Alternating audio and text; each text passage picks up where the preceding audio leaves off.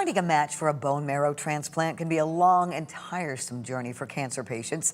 13 on Your Side's Elena Holland introduces us to a West Michigan woman who is sharing her story to encourage others. Elena. Juliet, earlier this month, we told you about Sabrie Sneller, a young woman who battled leukemia as a teenager. She wanted to share her story to highlight the challenges teenagers and young adults face with cancer diagnoses. But today, she's sharing the beautiful chance of fate that led her to finding a near perfect match for her bone marrow transplant. Oh, girl. Some people I love doing all the colors and stuff. see all the beauty in the world. I would color my doll's hair, actually with like Sharpies or markers, anything. Sabrie Sneller, in school for cosmetology, is definitely one of those. My big thing is just making women feel beautiful. But even those seeking the beauty Yeah. sometimes are given the ugly. Just when you hear the word leukemia, it's just like you just go for pause, and your whole life just feels like the world's just tumbling. After a few rounds of chemotherapy, she needed a bone marrow transplant. Am I even gonna find the right match?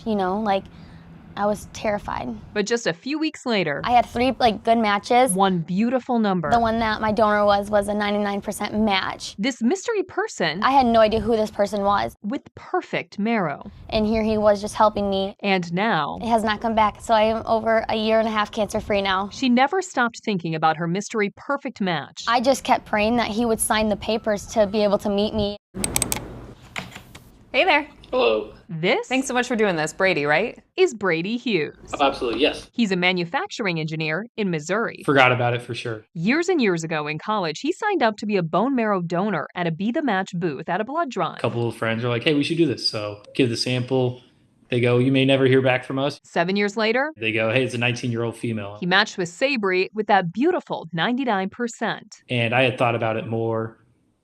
And I was like, yeah, absolutely. I'll take the risk. Undergoing a surgery he did not need. It went very smoothly. For someone who did. It was really rewarding to be like, yeah, they're just signed up years ago and it worked out perfectly with her years later.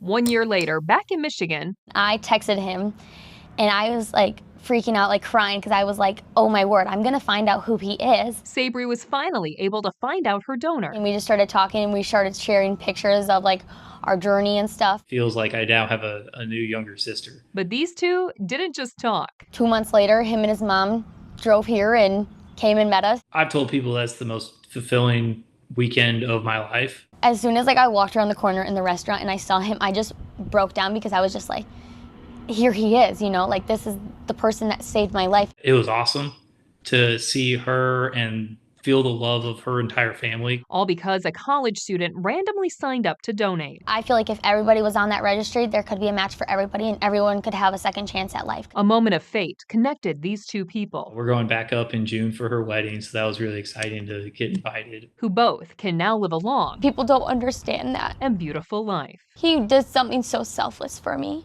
and I'm here because of him. And if you want to sign up to be a bone marrow donor, we have a link to do so on 13yourside.com. Juliet? All links